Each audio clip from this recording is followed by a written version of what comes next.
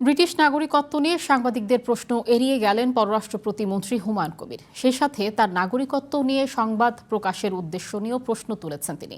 পররাষ্ট্র মন্ত্রণালয়ের প্রতিমন্ত্রী হিসেবে দায়িত্ব নেওয়ার প্রথম দিন সাংবাদিকদের ব্রিফিংয়ে তিনি নিজেকে বাংলাদেশি নাগরিক বলে দাবি করেন।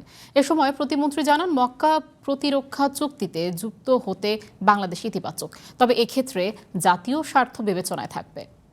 নগদ নিয়ে এলো হার না মানা হার অফার। সর্বনিম্ন 10,000 টাকা রেমিটেন্স নগদে পাঠালে থাকছে স্বর্ণের হার জেতার সুযোগ।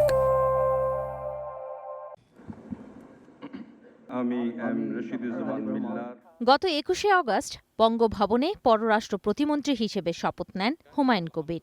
আগেই এই মন্ত্রণালয়ের প্রতিমন্ত্রীর দায়িত্বে ছিলেন শামা ওবায়েদ।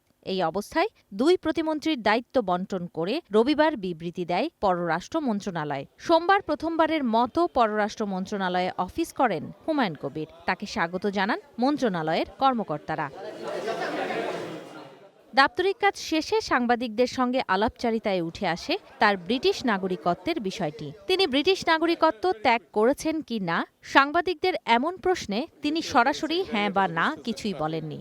বরং যারা তার নাগরিকত্ব নিয়ে সংবাদ প্রকাশ করেছে তাদের উপর চটে যান হুমায়ুন কবির। নিজেকে বাংলাদেশের নাগরিক পরিচয় দিয়ে দেশের প্রতি তার অবস্থান নিয়ে কোনো প্রশ্ন থাকা উচিত নয় বলেও মন্তব্য করেন তিনি। আমি বাংলাদেশি, এখানে তো Bangladeshi, I don't think there is anybody, that will question my Bangladeshism and my stand.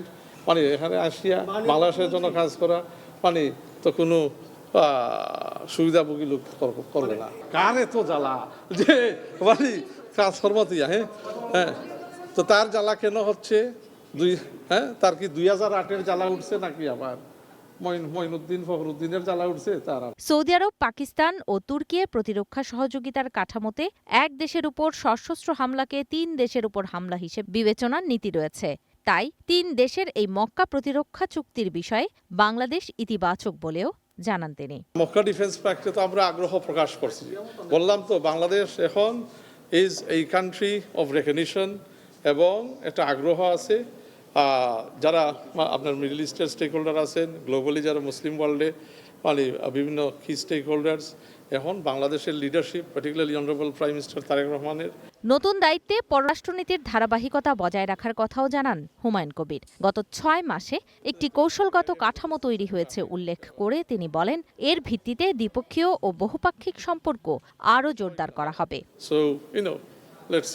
ঝুমি Rahman, one news, Dhaka.